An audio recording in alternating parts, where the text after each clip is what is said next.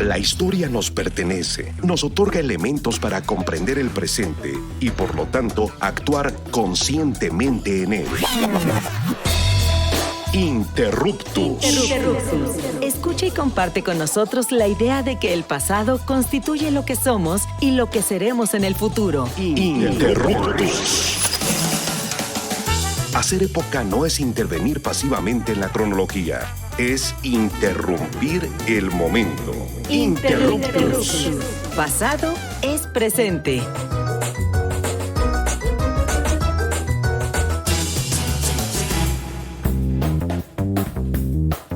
Hola, ¿qué tal? Les damos la bienvenida a Interruptus. Pasado es presente, esta emisión de Radio Ciudadana en donde platicamos acerca de la historia con una perspectiva del presente. Les saluda Carla Mote y estoy muy contenta de estar aquí con mis amigos, compis, colegas, Augusto Mote y Misael Chaboya. ¿Cómo están? Hola Carla, hola Misael, pues aquí muy feliz, es una emisión más de Interruptus, pasado es presente. Así es, desde el estudio C del Instituto Mexicano de la Radio, ya listos y lista para una emisión más. Y nos vamos a ir con una conmemoración histórica porque estamos muy cerca del aniversario de la Revolución Mexicana. Y pues cómo no entrarle a este tema que es muy importante en la historia de México, pero vamos a abordarlo desde una perspectiva feminista, porque vamos a hablar de la historia de las mujeres en la Revolución Mexicana. Y bueno, yo quisiera comenzar un poco platicando acerca de la invisibilización que ha existido de las mujeres en la historia en general y de la Revolución Mexicana en particular, porque bueno, como sabemos, los relatos históricos se han construido mayoritariamente alrededor de figuras masculinas. De la Revolución Mexicana, ¿quién no piensa en los bigotones con sus cananas y sombrero? Y pues entre ellos, por supuesto, a Emiliano Zapata, a Pancho Villa, que realmente se llamaba Doroteo Arango, otro bigotón que a lo mejor no tengan su imagen muy en la mente, pero estaba medio galán, era Felipe Ángeles. Y bueno, pues los otros, ¿no? Carranza, Obregón, Plutarco Elías Calles. Pero ¿qué hay de las mujeres? A lo mejor la audiencia, si les digo eso, no piensen en ninguna. Ustedes, yo creo que a lo mejor sí. ¿Tienen en mente alguna mujer del periodo revolucionario? Pues no. Yo pienso en las Adelitas. la Adelita, ¿no? Sí, es cierto, tú tienes una Adelita tatuada en el brazo. Pero además Bueno. es como siempre se me ha hecho chistoso como ahora que pasamos justamente hace unos meses las fechas patrias, solimos disfrazarnos como gente de la revolución, ¿no? Y es muy común que las mujeres se disfracen de Adelitas en la época de la independencia. Esa figura me gusta mucho porque fíjense que yo mucho tiempo pensé que nada más remitía al corrido revolucionario de la famosa Adelita, que si Adelita se fuera con otro, yo movería, como dice, tierra y mar para invitarla a bailar al cuartel. Seguro la canté mal, bueno, la dije mal. ¿No? Pero no, yo después me enteré y la verdad es que me emocionó mucho que ese corrido sí está dedicado a una mujer que fue Adela Velarde y que sobre todo esta figura a mí me encanta porque es una mujer que llegó a tener un cargo en el ejército zapatista, me parece que llegó al grado de coronela. Además hay una foto de Adela Velarde que está parada con el fusil y las cananas y se ve en una pose muy empoderada y pues a ella le dedicaron este corrido que le dio nombre a una generación de mujeres revolucionarias. Cuando dicen las Adelitas, pues imagínense, eran todas esas mujeres revolucionarias que además han evocado mucho a esta participación de las mujeres. Y además otra cosa que fue pues la Organización Nacionalista por la Soberanía Energética, y les voy a decir por qué. En el 2014, 13-14, cuando se llevó a cabo la discusión de las reformas estructurales de Enrique Peña Nieto, se discutió pues esa modificación y fueron a manifestarse un grupo de mujeres vestidas de Adelitas afuera del Congreso.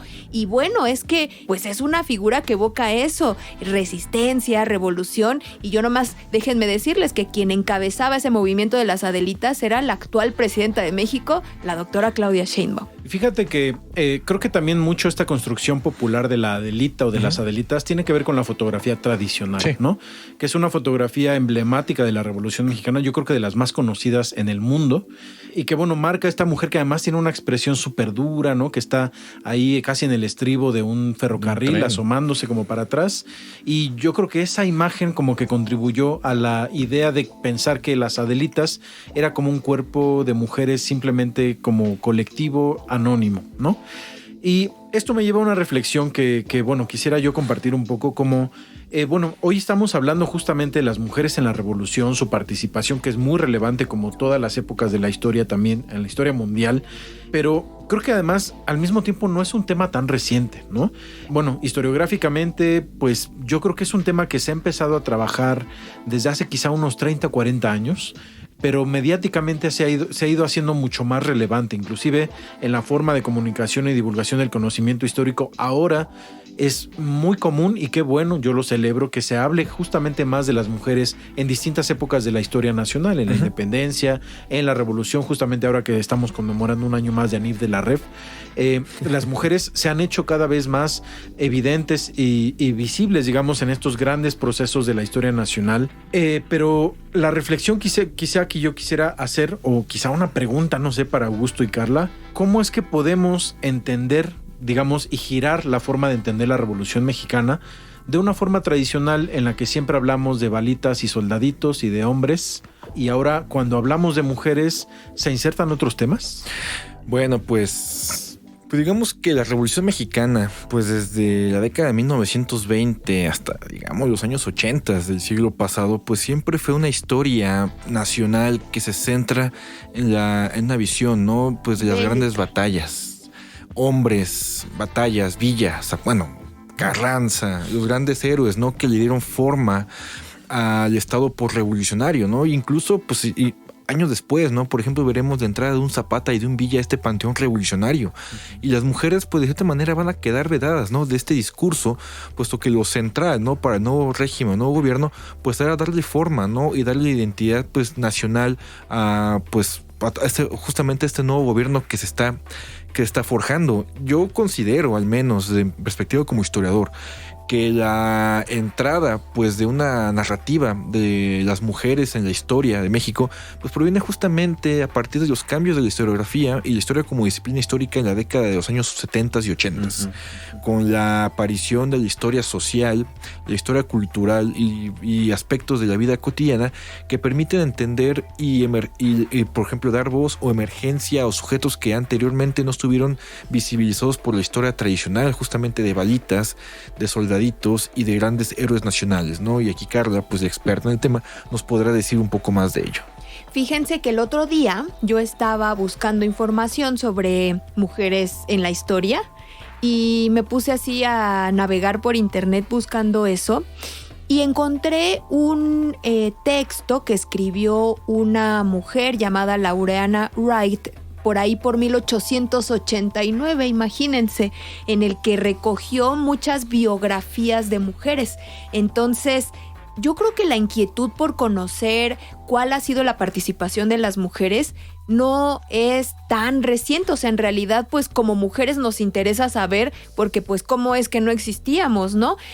Sin embargo, ya de forma más profesional, pues sí, digamos que a partir de los 70, 80 ya empiezan a arrastrarse con el método de la disciplina histórica. Pero pues biografías de estos temas ha habido desde hace mucho tiempo. También recientemente me puse a buscar cosas de mujeres en el periodo de la Reforma y encontré un libro que pues es por ahí por 1860 y tantos, que habla de la participación de las mujeres en las batallas, es decir... O sea, casi de historia reciente de ese momento. Sí, y a mí eso me parece que habla de una inquietud que ha existido siempre, pues por retratar también esa parte, porque al final somos más de la mitad de la población y evidentemente siempre hemos estado presentes. Y yo quisiera ya ir como un poco avanzando, ¿no? En este tema, relacionándolo con el presente, porque como saben, aquí en Interruptus nos gusta relacionar el pasado con el presente. La historia no únicamente habla del pasado, sino que nos remite a lo que vemos en la actualidad. Es que,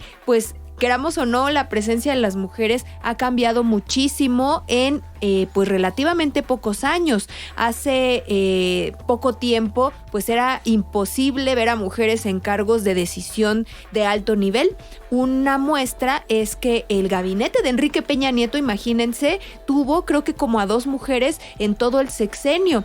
Cuando hizo el cambio de presidencia en 2018, hay una fotografía en donde se ve con el nuevo gabinete entonces de Andrés Manuel López Obrador, que tenía la mitad de hombres y la mitad de mujeres. Y luego empezó un avance acelerado de la participación de las mujeres en el ámbito político, que yo no quiero decir que con eso es que ya en todos lados las mujeres tengan más oportunidades, pero creo que sí refleja una tendencia, y esa tendencia de reconocer cuál es el papel de las mujeres pues en todos los ámbitos, yo creo que también se refleja en la preferencia de una gran parte de la población para haber elegido a la primera presidenta de nuestro país. Por ahí había unas encuestas en donde le preguntaban a la gente que qué querría, que gobernara un hombre o una mujer, y la mayoría de la gente quería que lo gobernara una mujer. Eso habría sido imposible hace 12 años. Yo me atrevo a decir que ha habido un cambio cultural en nuestro país que es inigualable. Y bueno, hablar de las mujeres en la historia también tiene que ver con ese reconocimiento que al final en el presente se está dando hacia la importancia de que estemos en todos los espacios. Y a lo mejor yo les propongo que ya para el segundo bloque de nuestro programa platiquemos acerca de mujeres concretas que participaron en la Revolución Mexicana. A mí me gustan algunas figuras como la de Hermila Galindo, la de Elvia Carrillo Puerto, la de Carmen Cerdán, y les puedo decir más: Consuelo Uranga, Esther Chapa, por ejemplo Elena Arizmendi, y hay muchísimas que desde diferentes trincheras participaron en la lucha revolucionaria desde distintos bandos. Había zapatistas, carrancistas, obregonistas, villistas como Nelly Campobello, hay cristeras también, las reaccionarias, conservadoras, como no, que por cierto sí eran bastantes, sí eran bien organizadas y aguerridas. Pero bueno, vamos a platicar de eso volviendo a pues nuestro programa después de un breve bloque, una breve pausa. Y bueno, estamos platicando acerca de mujeres en la revolución aquí en Interruptus Pasado es Presente. No se olviden de buscarnos en redes sociales, así como a Radio Ciudadana, y de escuchar todos los programas en imer.mx/programas. Volvemos en unos segunditos. La historia es nuestra, porque la hacemos todos los días. En un momento continuamos. Interruptus. Pasado es presente.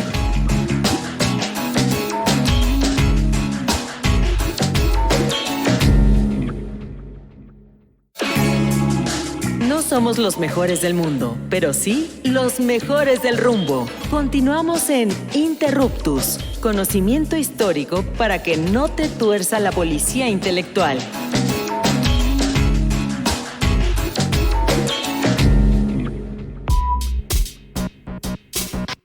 Amigas y amigos, estamos de vuelta en Interruptus, estamos ya en el segundo bloque de nuestro programa y bueno, conversamos sobre mujeres en la Revolución Mexicana, tal como ya lo explicaba Carla, y así como lo habíamos comentado, pues es un tema que no es reciente, ¿no? Sin embargo, pues últimamente ha cobrado una relevancia, pues como ya lo hablábamos, a partir de justamente procesos y sucesos políticos en la historia de nuestro país. Obviamente también quizá desde los últimos años para acá, pero bueno, no sé, también entender que las mujeres han estado presentes en todos los procesos históricos de la población no necesariamente indica que, de la historia no necesariamente indica que se visibilizan. Yo creo que es justamente un esfuerzo que no necesariamente se traduce desde mi punto de vista en la participación pública de las mujeres en la política, sino de un esfuerzo que es visibilizar a las mujeres, ¿no? Sí. Como las mismas mujeres desde la historia como una disciplina científica y académica están pugnando por la visibilización de las mujeres desde antes de la participación de las propias mujeres en la vida política de nuestro país, como lo estamos viendo ahora. Claro, yo me quedé con algo, ¿no? Del bloque pasado. Habíamos hablado un poco, ¿no? De la construcción de la Adelita dentro del imaginario social, ¿no? De México durante el siglo XX. Y pues un poco de este imaginario, ¿no? Pues se debe a prácticamente, ¿no? Caracterizar a cualquier mujer que participa en el movimiento revolucionario en México como la Adelita, ¿no? Como la mujer, o digamos, ¿no? La mujer que acompaña a los hombres a los campos de batalla, ¿no? Y que justamente cumple estos roles, ¿no? De alimentación y cuidado de la tropa, ¿no? Como hospitales, etc, etc. Pero también, pues, hay que hacer notar, ¿no? La capacidad de acción de las mujeres dentro del movimiento revolucionario. No quedarnos justamente con la idea de la Adelita, ¿no? Como esta mujer que parte, ¿no? O que participa en esos movimientos, sino también, bien lo había mencionado Carla hace algún momento, pues muchas de ellas cumplieron o tuvieron un rol importantísimo como altos mandos dentro de los ejércitos revolucionarios. Tenemos el caso de Rosa Bobadilla, ¿no? Para el Ejército Libertador del Sur, o muchas otras, ¿no? Cumplieron el rol de espías, periodistas, y contrabandistas, ¿no? Pues intelectuales también. Intelectuales también, o sea, es un rol muy importante, y activistas, ¿no? En todo caso. Vemos cómo, pues, la Revolución Mexicana da lugar, sobre todo ese proceso político, social tan importante, pues abre una capacidad de acción a las mujeres de manera muy, muy, muy importante. Sí, yo pienso, por ejemplo, en Dolores Jiménez y Muro, y vamos a platicar un poquito de ella.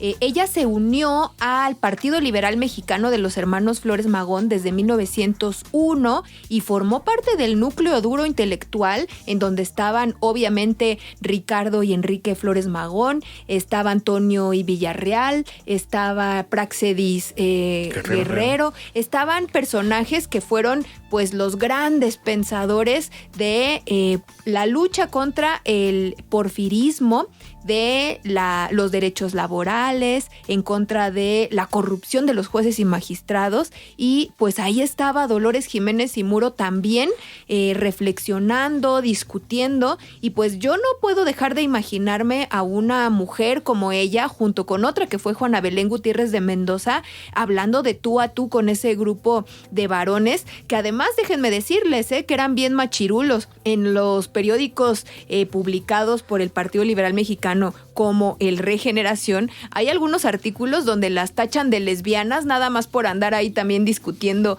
entre ellos. Es decir, hay también pues yo creo que una dificultad muy grande de estas mujeres por incorporarse en esos espacios. Y fíjense, cuando sale el manifiesto del Partido Liberal Mexicano en 1906, uno de sus puntos es la reglamentación del trabajo doméstico. Yo pienso, como también otras de mis colegas, que eso solo le habría salido de la cabeza a una mujer, porque estos señoros pues estaban pensando en los derechos laborales, en el aumento al salario mínimo, en temas sociales, pero muy del ámbito del trabajo. De obreros en lo masculino. Claro, ¿no? Exactamente. Y el tema del trabajo doméstico, pues sabemos que históricamente ha estado recargado en las mujeres. Entonces, yo puedo decir que no tengo certezas ni tampoco dudas de que eso salió del cerebro de Juana Belén y de Dolores Jiménez y Muro. Después ambas optaron por el zapatismo. Uh-huh. Yo creo que para esta ala revolucionaria que fue la más radical en su momento, pues la opción que veían como la que con la que podían tener afinidad política, pues fue el zapatismo. Pero yo quisiera hablar de otra que también me parece muy importante también en el nivel de influencia política e intelectual, que fue Ermila Galindo. Ella llegó a ser secretaria particular de Venustiano Carranza. Se une a su gobierno en 1914 porque ella fue una de las oradoras de la bienvenida al Ejército Constitucionalista en la Ciudad de México, y Carranza, cuando la vio, se impactó por su nivel de preparación política y su oratoria, la invitó a trabajar con él y pues hizo un montón de cosas. Aprovechó estar cerca del poder, nada más y nada menos que con el primer jefe del Ejército Constitucionalista, para obtener recursos para sacar su revista feminista que se llamó La Mujer Moderna, y desde ahí difundió los ideales feministas. Ella pugnó por la educación de todas las mujeres, por el derecho a votar y ser votadas, e incluso también hablaba de cosas que se hacían acercan a lo que ya después le podríamos llamar libertad sexual. Hablaba de los deseos sexuales de las mujeres. Imagínense, esto en 1916, 17 escandalizaba las buenas conciencias. Me imagino a Venustiano Carranza persignándose, escuchando esas palabrotas en su época. Hablar de sexualidad de las mujeres. Pues no, fíjense que yo creo que Venustiano Carranza y muchos revolucionarios tuvieron sensibilidad para entender también que debían incorporar a las mujeres a sus proyectos políticos. Venustiano Carranza se dice que cuando emitió la ley del divorcio en 1914 lo hizo por consejo de Ermila Galindo, porque la ley del divorcio beneficiaba mayoritariamente a las mujeres. Y otro caso es también el del constitucionalista Salvador Alvarado, que fue gobernador de Yucatán, y en 1916 él personalmente impulsó la organización de 2 congresos feministas. Entonces, nos guste o no, así fue. Los congresos feministas, los primeros en nuestro país, fueron impulsados por un hombre que fue el general Salvador Alvarado. Y eso no significa que las mujeres no hayan participado activamente, pero sí que hubo hombres con esa sensibilidad para acercarse a ese tema y permitir la mayor participación de mujeres. En Yucatán también, después, Elvia Carrillo Puerto, hermana del gobernador Felipe Carrillo Puerto, pues ya se puso de rojilla a organizar a las mujeres obreras y campesinas en ligas socialistas para pues obtener beneficios propios de su sexo. Estas feministas de esta época fueron revolucionarias, fueron intelectuales que pensaban en que la revolución también les debía hacer justicia a ellas, y hay muchísimos ejemplos en un contexto en el que pensaban que podían cambiar al país. Justamente yo quería comentar un poco sobre eso, como una reflexión también, ya acercándonos al final de nuestro programa. Si bien es muy relevante y fundamental visibilizar a las mujeres concretas, personalizadas, digamos, que contribuyeron con sus ideas y sus acciones a toda esta reflexión fundamental sobre los derechos de las mujeres en nuestro país, también creo que es fundamental y entender pues que el grueso de la población no vivió dentro de estas dinámicas de discusión política, ¿no? Hay incluso algunos corridos. A mí los corridos, bueno, como ustedes saben, querida audiencia, son de estos mecanismos y formas culturales de expresión cultural popular de la época de la Revolución y posteriormente, incluso también corridos antes de la Revolución, que retratan justamente figuras de mujeres que después de la Revolución, a pesar de haber pues contribuido con sus cuerpos, digamos, como mujeres que entraron directamente a la guerra, de haber sido heridas en la guerra como soldadas, fueron olvidadas por lo que vino después en el México posrevolucionario, ¿no? Varias mujeres pues murieron en el olvido, algunas alcohólicas, ¿no? Enfermas después de todo el trauma de la guerra, que bueno, habla justamente de cómo pues si bien hubo un impulso, como ya lo decías, Carla, de muchas mujeres que desde las ideas y desde los círculos más altos de la toma de decisiones estuvieron impulsando el avance de los derechos de las mujeres, la realidad también para muchas otras fue muy dura, ¿no? Volver después de la guerra, volver a una situación en la que estaban previamente, en la que justamente la sociedad mexicana pues no cambió como muchas mujeres quizá lo esperaron, y volvieron a una situación pues quizá muy similar a la que estaban previas a la guerra, ¿no? Y que yo creo que fue algo muy duro. Yo nada más para recomendarles así, escuchen uno de los corridos que habla justamente sobre las mujeres, La Chamuscada. Es un corrido muy duro, justamente que habla de esta mujer que muere ya muy enferma, olvidada, muy enojada y decepcionada después de la Revolución, y cuando encuentran la choza en la que vivía, pues descubren que hay un montón de cosas como de recortes, de fotografías y algunas con decoraciones de la Revolución que para ella no habían sido pues relevantes, ¿no? Bueno, por ejemplo, Elvia Carrillo Puerto murió en la pobreza y ciega en la vejez también, entonces pues no es el caso nada más de mujeres, digamos, de las clases bajas, sino también de otras como ella que venía de un sector acomodado.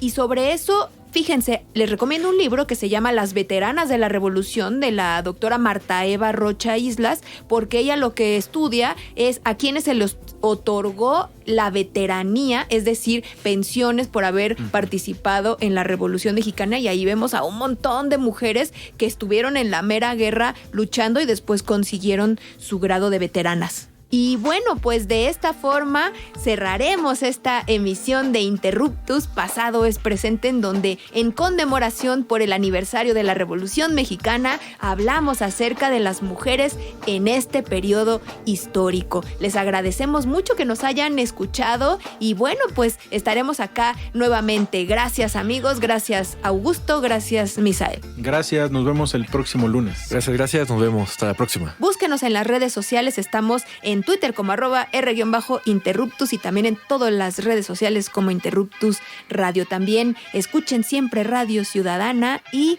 pues nos escuchamos la próxima semana. Hasta luego. La chamuscada me dicen donde quiera, porque mis manos la pólvora quemó. Entre las balas pasé la pelotera, la revolución sus huellas me dejó. No hubo ni un hombre jamás a quien quisiera, entre la tropa ninguno me cuadró. Solo a mi padre le fui fiel soldadera y al pobrecito. Interruptus. Los esperamos la próxima semana para seguir indagando en la diversidad cultural y social de México, desde la mirada histórica. Interruptus. Porque comprender nuestro pasado es primordial para entender nuestro presente. Interruptus. Pasado es presente.